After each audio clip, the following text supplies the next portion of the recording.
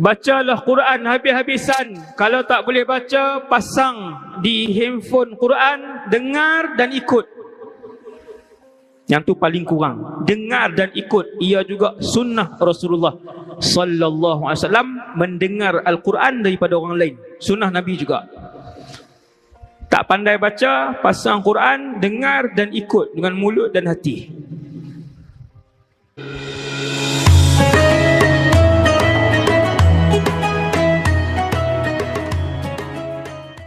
Dalam syurga tempat untuk berseronok-seronok, bermewah-mewah. Tiada lagi ibadat. Ibadat di dunia ini sahaja. Bacalah Quran habis-habisan. Kalau tak boleh baca, pasang di A'udzu billahi minasyaitonir rajim. Manusia selepas barzakh akan menempuh perhitungan, kemudian telaga Haud ataupun Haud, telaga Rasulullah, kemudian titian Sirat. Berdiri untuk ditimbang itu satu alam yang panjang, ia akhirat. Berkumpul di telaga Rasulullah itu masa yang panjang, ia akhirat, sebahagian dari akhirat. Dan kemudian meniti di atas titian Sirat juga mengambil masa yang begitu panjang, ia sebahagian dari akhirat. Jauh lagi tuan-tuan, perjalanan masih jauh. Perjalanan masih jauh. Apa persiapan dia ustaz? Persiapan dia buat semua yang Allah suruh, tinggal semua yang Allah larang. Beratnya ustaz, beratnya. Yang tiap-tiap hari nak buat satu je, solat. Kalau duit tak ada, haji tidak diwajibkan. Dan kalau nisab tak cukup, zakat tidak diwajibkan. Yang buat tiap-tiap hari ni apa? Solat. Yang buat tiap-tiap hari ialah solat. Bermula malam ni, yang datang ceramah pada malam ni, kita minta dengan Allah, jadikan kami semua orang yang tak pernah tinggal lagi solat sampai bila-bila, InsyaAllah.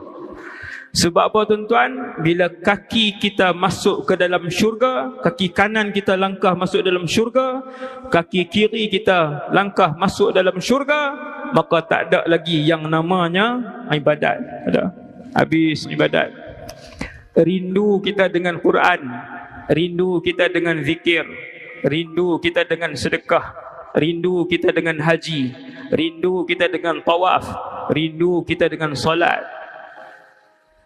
Dalam syurga tempat untuk berseronok-seronok, bermewah-mewah. Tiada lagi ibadat. Ibadat di dunia ini sahaja. Bacalah Quran habis-habisan. Kalau tak boleh baca, pasang di handphone Quran, dengar dan ikut. Yang tu paling kurang. Dengar dan ikut. Ia juga sunnah Rasulullah sallallahu alaihi wasallam, mendengar Al-Quran daripada orang lain. Sunnah Nabi juga. Tak pandai baca, pasang Quran, dengar dan ikut dengan mulut dan hati. Sementara masih ada ruang hidup di dunia, kita nak berjumpa dengan perhitungan panjang. Selepas perhitungan, kita nak pergi ke telaga Rasulullah sallallahu alaihi wasallam, dan habis telaga Rasulullah kita nak naik titian Sirat. Ulama ada dua pendapat.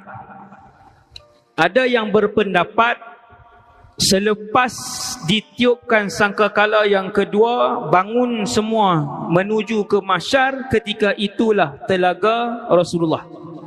Di situ, ketika itu kita berhimpun di telaga Rasulullah sallallahu alaihi wasallam.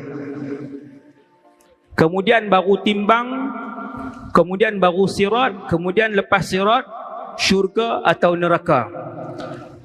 Ada satu lagi pendapat, bangun daripada alam barzakh, selepas ditiup sangkakala yang kedua, ditimbang. Habis ditimbang berapa bilion tahun, wallahu alam. Tuan-tuan bayang tengok, dalam masjid ni nak ditimbang kesemuanya, seorang-seorang bangun. Dipanggil fulan bin fulan, tampil ke hadapan, maka bangun orang tu. Semua tengok. Kesemua orang akan tengok. Akan dibentangkan amalan dia satu persatu, apa yang dia buat pada hari Ahad, hari Isnin, hari Selasa. Satu-satu. Hasbunallah wa ni'mal wakil. Malu tak tuan-tuan? Malu. Hari ni kalau 5,000 je panggil satu orang, 5,000 je tengok. Okey, tayang selama seminggu dia buat apa? Pengsan dia. Malam ni kalau kita panggil satu orang, tayang benda apa dia buat seminggu, pengsan dia. Di hadapan 5,000 saja, tak payah di hadapan sebilion orang. Apatah lagi kalau amalannya itu ditayang di hadapan semua makhluk di padang mahsyar. Kebiruan kulit dia. Inna lillahi wa inna ilaihi raji'un. Ada pendapat yang ketiga, tuan-tuan, bangun daripada alam barzakh, lepas ditiup sangkakala yang kedua, menuju ke mahsyar, ditimbang sampai semua habis. Kemudian naik titi sirat, kemudian baru telaga Nabi duduk di sana, hujung sana. Dia ada 3 keadaan. Ada 3 keadaan yang saya baca pendapat para ulama. Wallahu alam yang mana yang paling tepat.